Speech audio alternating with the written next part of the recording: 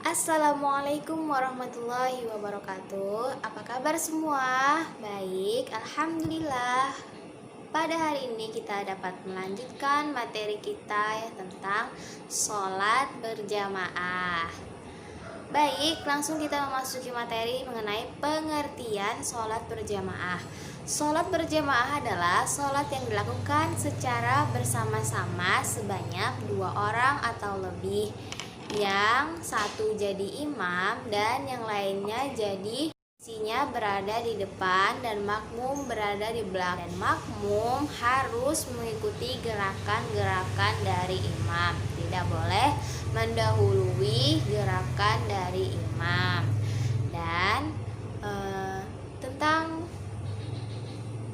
sholat berjamaah ini terdapat dalam Quran Surah Al-Baqarah ayat 43 yang berbunyi, Bismillahirrahmanirrahim, wa aqimus sholata wa atuz zakata warka'u ma'ar raki'in. Dan dirikanlah sholat, tunaikanlah zakat, dan ruku'lah beserta orang-orang yang ruku'. Ya, selanjutnya poin B itu hukum sholat berjamaah. Hukum melaksanakan sholat berjamaah adalah sunnah muakkad, artinya sunnah yang dikuatkan karena Nabi Muhammad SAW sering melakukannya. Baik, selanjutnya poin ketiga, syarat-syarat menjadi imam. Yang pertama, sanggup menunaikan sholat. Artinya, jika imam tiba-tiba sakit atau batal, maka ia segera meninggalkan tempat sholat dan digantikan oleh makmum yang berada di belakangnya. Terus yang kedua, mengetahui seluk-beluk tentang sholat. Nah, kalaunya tidak tahu tentang seluk-beluk tentang sholat, maka tidak diperbolehkan menjadi imam ya. Terus yang ketiga yaitu lebih banyak hafalan surahnya dalam ayat-ayat Al-Quran itu lebih banyak. Yang keempat yaitu dalam melafalkan surahnya itu fasih atau bacaannya itu benar. Nah, itu diperbolehkan menjadi imam, termasuk dari syarat menjadi imam. Itu yang kelima, lebih tua usianya. Nah, misalnya dia yang lebih tua, mungkin kita persilahkan saja untuk menjadi imam. Silakan Pak. Terus yang keenam, berniat menjadi imam. Nah, orangnya ini berniat menjadi imam, artinya tidak boleh terpaksa ya. Terus yang ketujuh yaitu tidak mengikuti gerakan sholat orang lain. Karena apa? Karena dia imam, jadi yang lainlah mengikuti gerakan sholat dia. Terus yang kedelapan, mengikuti ketentuan apabila makmumnya laki-laki atau campuran, maka imam harus laki-laki, dan apabila makmumnya perempuan semua, maka imam boleh laki-laki, boleh perempuan. Adapun selanjutnya itu syarat-syarat untuk menjadi makmum. Yang pertama, berniat mengikuti imam, artinya tidak boleh mendahului imam atau tidak ingin mengikuti gerakan-gerakan imam.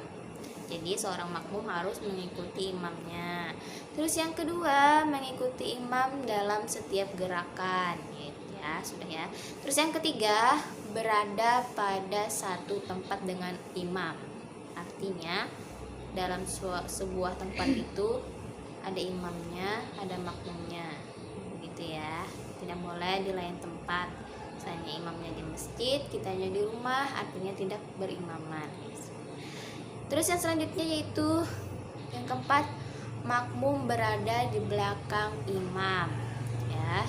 Terus yang kelima, mengetahui setiap gerakan imam, baik secara langsung maupun mengikuti shaf di depannya, ya, karena di depannya mengikuti imam juga ya. Yang keenam, sholat yang dikerjakan makmum sama dengan imam. Nah, itu makmum harus mengikuti imam. Yang ketujuh, apabila imam batal, maka makmum yang di belakang sanggup menggantikan imam. Nah, itu syarat-syarat untuk menjadi makmum.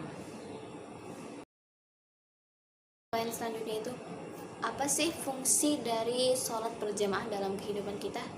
Nah, itu akan kita bahas. Fungsi sholat berjamaah bagi pribadi maupun sosial kemasyarakatan, yaitu yang pertama, pahala dilipat gandakan hingga 27 derajat.